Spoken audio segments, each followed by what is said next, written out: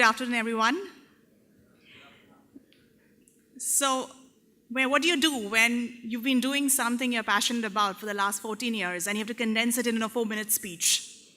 So this is my elevator speech. You know when you do the elevator speech, that you're stuck in an elevator with the CEO and you want that next job.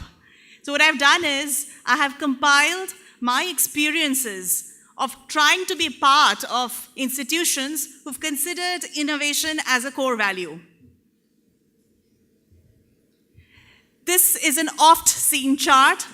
What it shows is the various stakeholders of an innovation ecosystem. And I'm going to share with you just 2 case studies, the experiences I've gone through while working with corporations and while working with schools. The 2 luminaries next to me on stage have very well articulated the best practices when they try to innovate with universities. This is the place I started my career with. This is the DuPont Knowledge Center. When DuPont opens its knowledge center in India, this was the 7th knowledge center globally. So the key question that was thrown to us researchers was, what are we going to do different? Are we just going to be that 7th knowledge center which is just going to be a hub of researchers and with no end goal to meet at? So these were the 5 best practices we came across which made it work for us.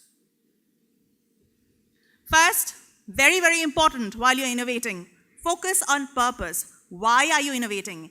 Is innovation today that fashionable word that we all want to do? Or what is that we are innovating? What is that end goal? What is the societal need that we are trying to meet?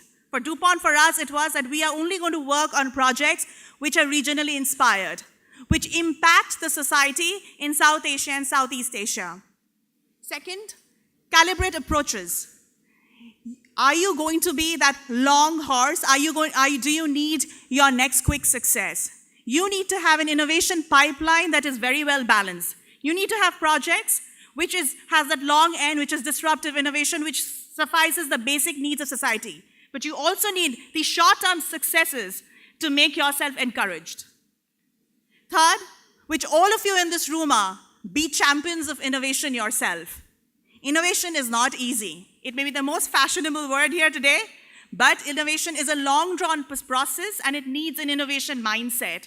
A mindset where you have to think collaboratively, communicate with each other, think critically and creatively.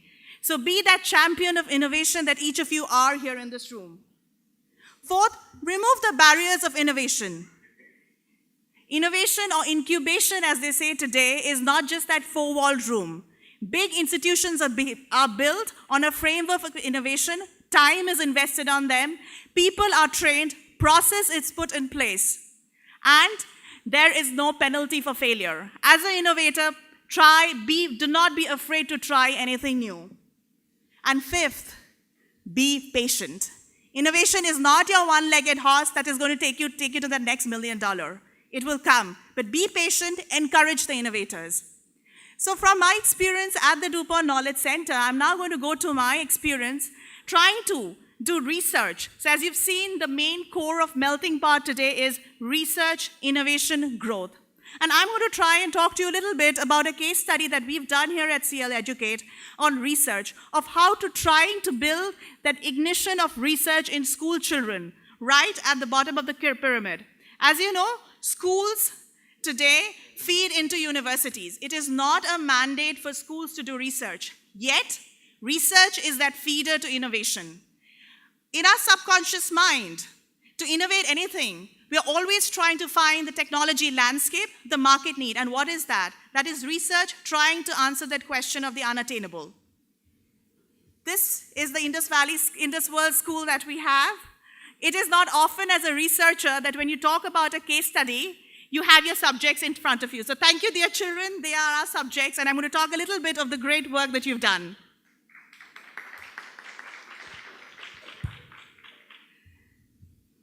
Five steps to build an innovation ecosystem in K-12 schools. The challenges are far more difficult. Dr. Tuli mentioned about it. School is just a linkage. It is not an end goal. Unlike a university, unlike a corporation, where innovation is an end goal, school is so upstream that it is just feeding into your innovation pipeline.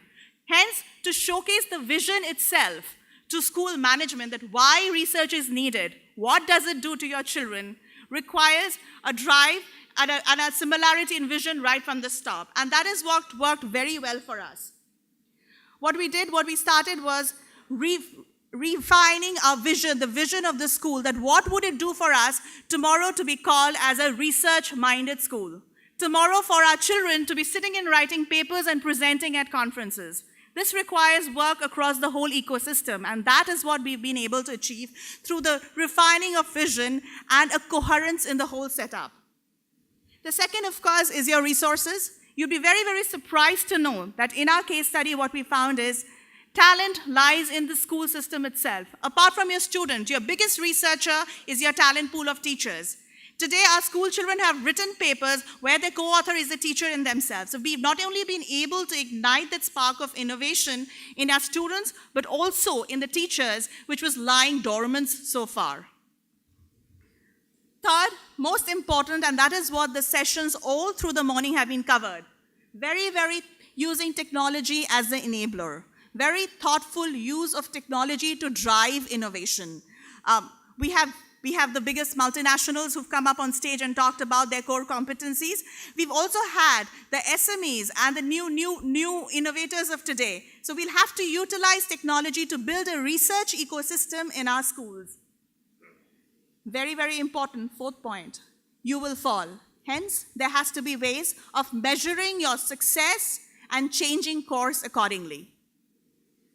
And fifth, as I have emphasizing right from the beginning, creating an integrated framework. So school is just a cog in the wheel.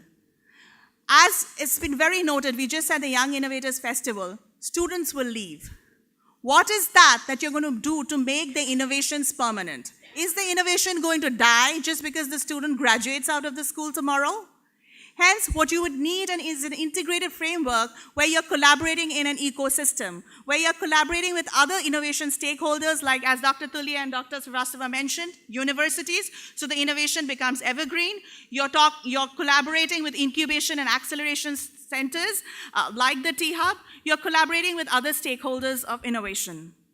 And you'd be happy to know that today at this juncture, we are at this position where our Indus World schools are going to come out with 37 papers written which have been authored by our students. Hence, research today we can say for sure is possible in schools. And your authors are your own students who are there. So cultivate that mindset. I'm going to just leave you with that one sentence, which has been my guiding mantra as an innovator for the last 14 years. As Nelson Mandela very, very lightly said, do not judge me by my successes.